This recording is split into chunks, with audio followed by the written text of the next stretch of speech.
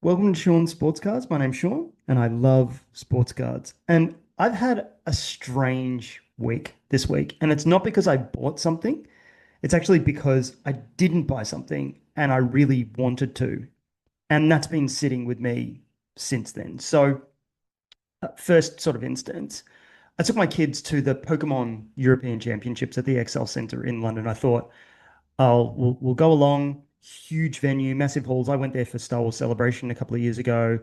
Proper big scale event, the kind of place where I was expecting to be able to just wander around, enjoy it, stick your head in at some things, see some stalls, expose the kids to these kinds of events, this kind of environment, maybe pick up a couple of things. It'd be fantastic, right? But it wasn't like that at all. What I noticed straight away was, for example, at big events like this, they do demonstrations. For the Pokemon one, you needed tickets to access the demos, even though the demos were free. And the tickets sold out in about 20 seconds. So they would release them 2 hours ahead of time. And I went in, and by the time I clicked the button to register, by the time I'd put my name and my email address in and hit send, I think 50 tickets had sold out. And this was towards the end of the event. So not even your hardest of hardcore people.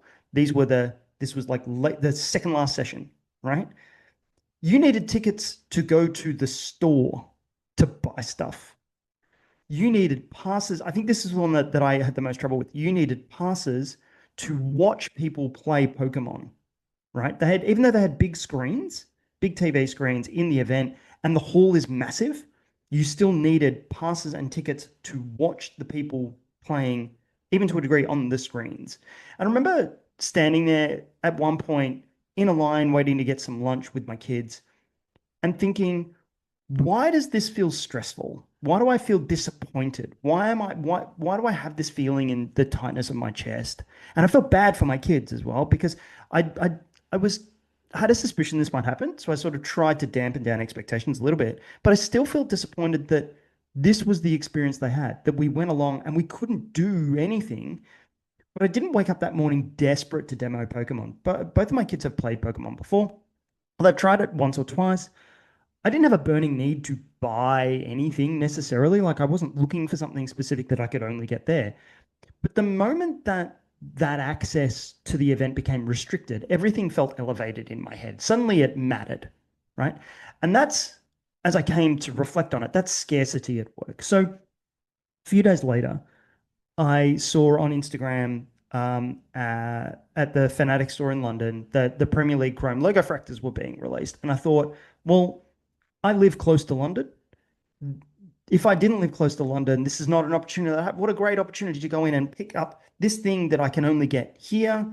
What I was hoping to do, and I think I said this elsewhere, like world's smallest violin for Sean, but I thought I will go buy 2 or 3 boxes, sell one of the boxes to recoup the cost, and then I really wanted to rip. I really wanted to rip. I thought this is the way that I can justify ripping a box is by getting it at by being able to sell one to cover to make it the more reasonable cost. Like I don't want to pay £125 for a box of cards that is effectively a gamble, right?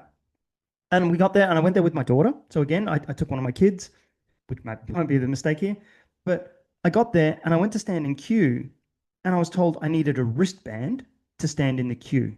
So I needed to stand in a queue to get a wristband to stand in another queue where I might be able to buy some boxes, but even then, the number of boxes that I can buy is limited. And at that point, something in my head just snapped. My brain just, I was like, I turned to my daughter. I looked at the people in the line were really tightly bunched together, and they were all a bit intense.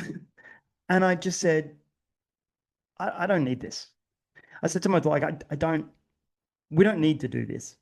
Okay. I don't need to stand in an hour for this. Okay. I don't, I don't actually want this that badly. Okay. Now let's be clear, right? The product had not changed. The line had not changed. My interest had not changed. My financial position had not changed. What changed here was the friction put in front of me to get the thing. And because of that friction, my desire for it just evaporated. All right. Another sort of example of this. My son went to the natural history. It's the half term at the moment. My son went to the Natural History Museum. He wanted to visit the Pokemon store there. And we looked it up, and tickets to enter the shop, and I knew this, sold out months ago. And it's just this idea, this friction for purchasing. You need tickets to go to a shop to buy things. You need to apply to buy things from a shop. On the surface of this, as somebody who wants to remove as many barriers to selling things to people as I possibly can, the idea of putting barriers in front of people to buy things was nuts. And obviously, my son was disappointed because not because there was, again, there wasn't a specific item that he needed or wanted that you can only get from the Pokemon store at the Natural History Museum. It's not because he'd budgeted for something, he's budgeting for other things, right? But he was upset because we couldn't go. And again, that's where I had that moment of clarity and I started thinking properly about this because it's not about Pokemon. It's about scarcity and it's about fear of missing out. Now that scarcity is can be manufactured, it's external, but that fear of missing out, FOMO, is internal, right? Scarcity is just lack of supply, right? That's neutral. Sometimes it's real because of physical constraints, because of capacity limits, because of production bottlenecks. What I'm noticing more and more though is the manufactured scarcity in things that are not premium products, right? So whether or not that is um, the logo fractors or numbered cards, which, and I'm not saying this is a bad thing. I'm just saying it is what it is. Or like you need tickets to go to this store. Okay. FOMO is the story we tell ourselves of what scarcity means, but scarcity is a objective number. There are 50, there are 10, there are 5, there are 500. The FOMO in my head says that if I don't get something, I lose something. But then it's not a rational process. Like, what exactly am I losing? And if I'm honest with myself, if there had been unlimited demo tickets at the Excel, would have I desperately needed to go? Probably not. If there had been no queue, no wristband system for the logo fractors, if they were available in every store in the country and around the world, would I have bought multiple boxes? No, absolutely not. If the museum shop had open entry every day, would it feel legendary? Probably not. So again, that's the point of why we do this is scarcity manufactures that perceived importance, right? The moment something becomes difficult to access, our brains upgrade its status. And obviously that's not accidental. Okay. And modern hobby culture thrives on that engineered tension, right? With limited drops or timed releases, queue systems, wristbands, exclusive items, telling people that it's sold out in seconds. It keeps the adrenaline, it keeps the adrenaline, it keeps the attention high, it keeps the adrenaline high, keeps the dopamine ticking over, right? This is why eBay auctions are so addictive. But there's an uncomfortable part to this as well, which is you've got to be careful that you shift from choosing to reacting, right? There's a big difference between I like this product and I want it and I have to get it because it's scarce. And the second one feels urgent, right? Slightly anxious, slightly competitive. And that's where that fear of missing out lives. And I've noticed something else about myself, which is that the strongest emotion in those moments wasn't actually the desire, it was the restricted agency. I think the frustration I felt was not because I missed out on a Pokemon demo or going to the Pokemon store and spending more money than I wanted to, or buying a box of Logo Fractors or F1 Fractors. It was that I wanted the choice. I wanted to choose. I wanted to be able to opt in. I wanted the choice to either give them my money or not. Instead, I was filtered out. I was gated out. I was ticketed out. I was wristbanded out. I was waitlisted out. And there was something oddly destabilizing to me this week about being told you cannot. It's not the object. It's the loss of control over the process and a bit of ego tied into that, right? Like, who do you think you are? You can't let me in here. I can't stand in this line. And that feeling, that lack of autonomy was the bigger trigger for me than the missing of the product. Because when you can't choose, your brain pushes back. It says, oh, fine, I'll want it more. That's not passion for something. That's your ego reacting to constraint. And that's the dangerous part, right? FOMO disguises itself as enthusiasm. It tells you this matters or this is your choice. Everybody else is getting one. You're going to regret this. This is a once in a lifetime opportunity to flip a box. But regret about what? If I didn't know that the logo fractors were out there, I wouldn't have missed them. If Pokemon demos didn't sell out, I wouldn't have felt the urgency. I could just sit down with my kids and show them how the card game works with the cards we already have at home. If PSA is the other one, right? If PSA says that demand outstrips supply and discourages submissions, it hypothetically could increase the perceived prestige. It doesn't actually change the value of my cards.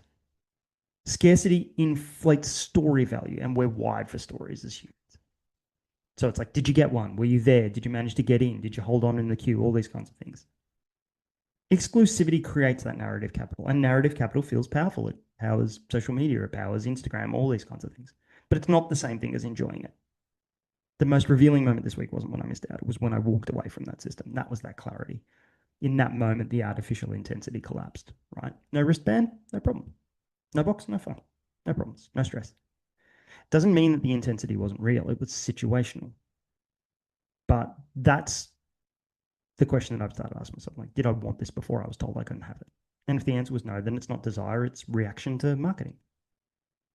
And that's not where I want to be. Other people can have that choice, but I want it driven by choice. That's why I've gone with the model that I've gone with. Because when things become more scarcity driven, they feel transactional rather than joyful. You're not browsing, you're hunting. You're not enjoying, you're competing. You're not choosing, you're racing. And that racing creates pressure. And that pressure creates stress. And stress quality erodes the things that you were trying to enjoy in the first place. None of this means, just for the record, that scarcity is evil. Scarcity is real, and systems are there to prevent chaos. If you don't have a ticketed system for watching a Pokemon tournament, then there's a security issue or a safety issue where you have too many people turn up and the venue can't deal with that capacity. I get that. But that doesn't mean that we have to internalize every scarcity signal as a personal emergency. Maybe the trick is just noticing when that FOMO siren's going off and pausing and asking, if this was freely available tomorrow, would I still want it? And if the answer is yes, great. That's proper real interest, right? It's don't bid on something on eBay, just sleep on it. But if the answer is no, then you've dodged a a purchase that you'd probably regret. And I think that's the skill that modern hobbies require, is not faster clicking or better queuing or better arbitrage, just better awareness of yourself and why you're doing this. Because scarcity makes things feel valuable, but FOMO makes us feel small. And learning that difference might be the way to enjoy this long term. And that's the lesson that I think I learned out of a week of being told no.